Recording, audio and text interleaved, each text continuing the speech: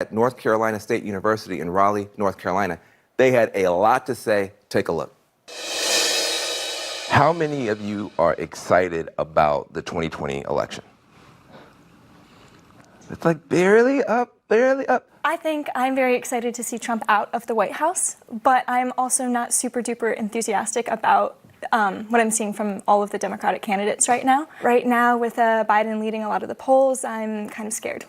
Yeah, I really second what Scott just said, that there hasn't been a Democratic candidate yet who's really brought out a lot of enthusiasm for me. So I'm, very much excited to see Trump go. I do not want that man to serve another term as president of the United States. I don't believe he represents the values of this country. However, there hasn't been a Democratic candidate that's really energized me, and I believe other young people just yet. We have 3,000 Democrats right, running. and there's way too many. You said not one of them? You can't find one you like? Yeah, it's really unfortunate. They're all kind of talking in circles, I believe. I'm pumped to vote for President Trump. I think that he does appeal to the young conservative because the number one issue facing college students after we graduate, we need a workforce to go into. And a strong economy with lower taxes, with more money in our pockets, being able to actually achieve the American dream with a strong economy is our number one issue. As I see it now, there's no viable option for a young, reform-minded conservative like myself. Is that because Trump doesn't appeal to you? No, he hasn't appealed for me since the start. It's been really difficult to see the way in which the Republican Party has suffered under his leadership. I think I'm open to voting for President Trump, but only on the condition, really, that the Democratic base can't get a reasonable moderate candidate out. On the third debate stage, I think really it's Joe Biden. That's a voice for moderation. Most others are trying to outcompete each other on who can be more progressive on what, in my view. Vice President Biden just isn't that person. He aligns so moderately and trying to strike down the middle and almost sounds like a borderline Republican. There was a joke on Twitter the other night that he was the best Republican on the Democratic debate stage. What has Trump done that's made you so mad? This man has a history of racism long before his time as a politician. Even during his time as a real estate developer in New York City, he's made some very misogynist and racist remarks that I definitely feel, are not things I can agree with or would like to see in the White House. How does that make you feel when you hear that the President of the United States is racist? I mean, I think it's a tactic used by the left when they run out of options for debate or if they think they're losing. I think they just call you or label you a racist. I see President Trump's policies as racist. His administration is enacting racist policies. Like what? Like trying to build a border wall on our southern border that is disproportionately going to hurt people who do not look like you and me. I think that a strong, stronger border and better immigration policy isn't in itself racist. I think that we have a border as of now, and fixing the areas that are broken along our southern border are very important. But the problem is that the president has used this rhetoric that is inflammatory. It's frankly embarrassing for reasonable Americans who think that we need to enforce our borders. The wall, I think it does have racist connotations behind it. I completely agree with what you've just said. But this is where I want to outline what the problem is, specifically on the Democratic side. What was it? 8 of the 10 people raised their hands when they said they wanted to decriminalize border crossings.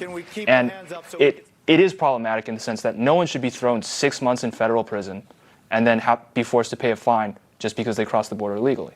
But at the same time, it is a crime to cross the border illegally. Were y'all all born in the United States? Were you? I was not born in the United States. I'm from Guatemala, and so I have to pay very close attention to federal law every day. So you were adopted by American citizens. You're born in Guatemala. Is that right?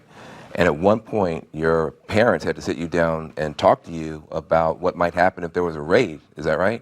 Yeah. So the increase in ICE raids was crazy. I would see on social media, "Be careful, ICE is here," almost all of the time. And so just going somewhere could be terrifying because yes, I'm a United States citizen, but they will try so hard to get me just because I'm brown. And so I have to remember what to say, that I'm here legally, and pray to God that they'll listen. You can reconcile these two desires, right? The desire to have borders and also treat people well within those borders. It requires moderation in terms of rhetoric, which is not something that we're seeing today, I think, on either side. Free college. I would imagine if I was in college, free college would sound great. I'd take it. You wouldn't turn it down. What's wrong with free college? I think, You had free high school. well, no, our taxes went towards that. Well, that's fine. Okay, but seriously, here's the deal. Help me understand. I'm so much want to talk to somebody about this. Okay. Do you think free college is socialism? I think it's towards socialism. Public 5th grade is not socialism. Public 12th grade is not socialism. But public 13th grade is communism. Help me understand that. I'd like to jump in. Higher education, particularly college, is highly regressive as an institution. So something like 10% of all college graduates actually come from the bottom quartile of income. So when we're talking about making something like this free, I think Americans need to understand that who's actually benefiting here. Right? And very often it's the middle class, middle upper class, and the upper class. Elizabeth Warren has done a good job of addressing this somewhat and saying that, okay, well, these policies may cap at the top 5% and that sort of thing. There's nuance to this. The problem starts earlier. We have to address systemic inequalities in education before college, because very often these inequities, they accumulate. And then by the time people reach college, it's too late. Couldn't somebody make the argument that because college is so expensive, that's why rich people go? I would say that exactly what you said. The rich people are already going to college because it's an option for them. There's so many people in this country that the place that they're raised in, the economic situation they're raised in, it's never even something they consider because they know it's way too expensive. How much is tuition at your university? Something like $76K.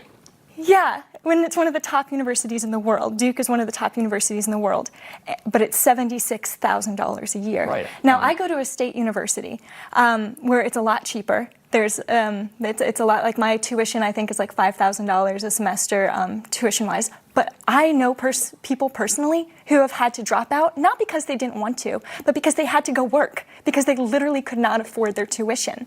And that is why so many people are dropping out. That is why there's so many pressures. Young people in college pressures should be graduating with good academics. It shouldn't be, how can I afford my tuition bill? So I think we're only talking about a traditional four-year college as the only option, where it's not. I think we need to destigmatize vocational trade schools, I agree. Two-year universities, because they are very good options and they have graduation rates with people who go straight into the workforce with have a living wage. So I think that instead of trying to figure out how we're going to raise everyone's taxes and pay everyone's debts, I think we need to destigmatize these different universities, different options for people so that they can go and be able to have a successful life through that way. So there's a lot of dialogue, debate, discussion internal to this generation. It's really passionate. It's really inspiring. When you hear us talking about the young voter, when you hear us talking about young people, Gen Z, what are we getting wrong? I think they're just looking to score us, to win our votes, to pander to us. I think they're treating us like children, and it's time they wake up. I think people have quoted us the largest voting eligible population for the 2020 election, as well as possibly the highest turnout. And I think it's time that we are brought to the table with both sides with our ideas. Yeah. I finally agree with you on something. I wholeheartely agree with that. Far too often young people are just considered, the future of this country, but not as present, active members and participants in our democracy.